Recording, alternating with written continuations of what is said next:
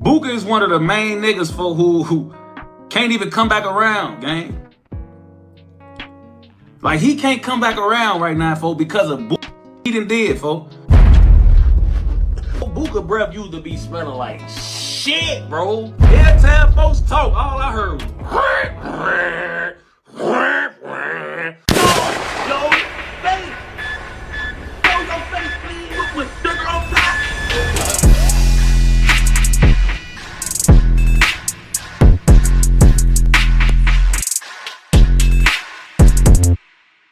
Hey, what's up, y'all? Y'all know my slogan. I don't know it all,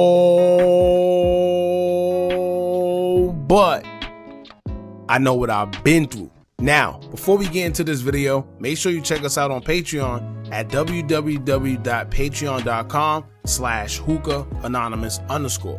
You guys been telling us to create one for the longest, so we recently created a community where we will upload videos that we can't share on YouTube due to their guidelines. We'll also be dropping the latest to there first, behind the scenes information that you wouldn't find anywhere else on our socials. So make sure you become a member, and after you do that, head over to our official Instagram page at Hookah Anonymous _ and follow us there. Now, without further ado, let's get into what you guys came here to see. Now, this is the moment we all kind of expected to come sooner or later, because for y'all that don't know, Tay Capone, a member of 600, has changed his life and is doing content on YouTube where he's basically speaking on past situations that happen within the drill culture that the public may or may not know of. If y'all haven't caught it, I advise y'all to do so because they're actually interesting. Who would have thought that we'd be seeing anybody from the drill culture doing content, speaking on serious and real situations that happen at a time where bodies were literally dropping every other day on both sides of the GD and BD war. Keep in mind, he keeps it entertaining. Now, of course, you have some people that's going to agree with it, but then you're going to have those that don't. And usually the ones that don't are the ones that either story involved them in a negative light or they just don't like how they're being portrayed. One thing I could say is that Tay usually speaks on old situations where it's not too policey as Truth Teller would say, and he's not speaking on anything current to get anybody in trouble. But once again, if the story makes you look like the butt of the joke, then it's common sense that you aren't going to like it, and that's what we're seeing here with Booka600. Now, it's also surprising a little because we don't usually hear or see too much about Booka, especially seem to be mad on social media and antagonizing another 600 member. Usually he's to himself, but I guess Tay Capone may have said something that rubbed him the wrong way, and he decided to do a little trolling of his own. He decided to make a few statements to where he, I guess, is reflecting on a time of his own, where it involves him basically calling Tay Capone a rat and allegedly getting the guy some time behind bars due to his actions, according to Booka600.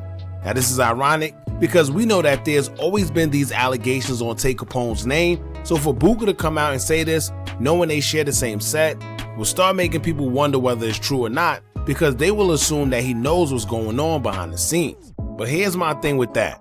When people decide they want to call themselves exposing others that they were once cool with, whenever it's convenient, it says a lot about that person. Why? Because that means you always felt like that in the back of your head, and it just took the right thing to get it out of you.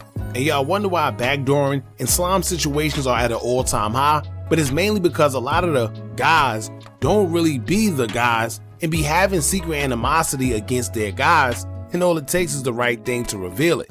Sometimes they get out of hand and lead to dudes end up taking each other's lives and leave everybody wondering why he or she did that to their own friend. But it's because it was always in them, honestly. Just look at the situation with Gyro City Little Mike, who was allegedly shot and unalived by someone he knew over a dispute. If you could pull a trigger and unalive someone you call a friend over a dispute, more than likely y'all was never really friends. That's another story. We're going to get into what Booka had to say and Tay Capone's response, which may have been a response or not. And then we're going to get into why Booka said what he said and probably going off the way he is. So before we get into it, make sure you hit that thumbs up button so we can get this video into the algorithm, hype and like it, and if you're not subscribed to the platform already, make sure you do so now. Let's get into it. Now, in the hail of IG story posts, in which he would delete shortly after, ironically, Booka would make some interesting claims in regards to Tay600, aka Tay Capone.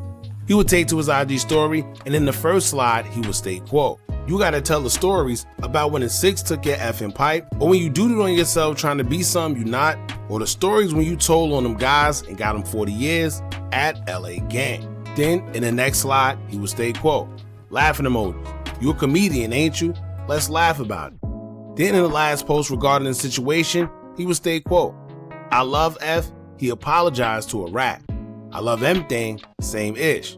I'm just talking ish, please don't get me booked, please. I never wanted to be nothing but positive, laughing emoji. So it's looking like Booka ain't for all the jokes, and he decided to have a couple of his own. One, being the ultimate Tay Capone ratted allegations. Now if y'all been around the drill culture long enough, y'all know that this been a running thing for the longest. Some people feel Tay told, some people feel he didn't. It just is what it is. Now with Booka saying it, clearly he feels that way, but the real question is, for how long? And if he does, then the other question is, why wait so long to say something about it? Unless he made it clear behind the scenes and we just don't know. Or maybe is this the reason we never really see Booka around in the first place? We usually just see Booka when we catch glimpses of him in T Grizzly videos or vlogs, to the point where he basically Grizzly Gang. I don't know. Now when it comes to these posts, I wonder what got him this mad. It can only be one or two things I could think of that got him this mad at Tay Capone. It could be the time where Tay Capone went live and did a story time on Booka600 breath, smelling like straight doodle, or the time where he said Booka can't come around no more because he gave one of the guys' location to the ops. Check this out. He said, yeah, I just talked to bro, Booka. I just talked to bro. He broing out of Booka, right? Booka is one of the main niggas for who can't even come back around, gang. Like, he can't come back around right now, folks, because of Booka he did, folks. Not only with Mimo, what he knew Foden was finna try to take off on Mimo, Milio, and Mizzle, 3600 niggas. Booka knew that was about to happen, bro. And he let it happen. He ain't stopped it from happening. But you broing Booka, folks. What else Booka do? Let me give y'all a hypothetical situation and let me just tell y'all what happened. Let's just say two hoods get into it with each other that used to be clicked up, right? One of the hoods is 600. These two hoods bump. Come on, gang. I ain't gonna come up here screaming because that ain't what I'm on for. But y'all know, folks. Then you have the second video where he's talking about Booka having bad oral hygiene and breath smelling like he just ate doodoo caviar.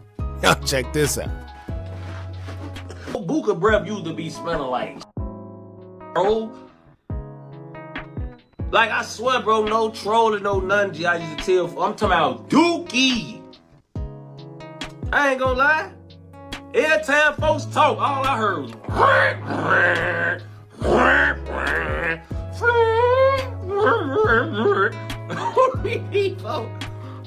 all that cigarettes, cinnamon toast crunch, poot loops, all that he ate in the morning, folks. I ain't gonna lie, folks.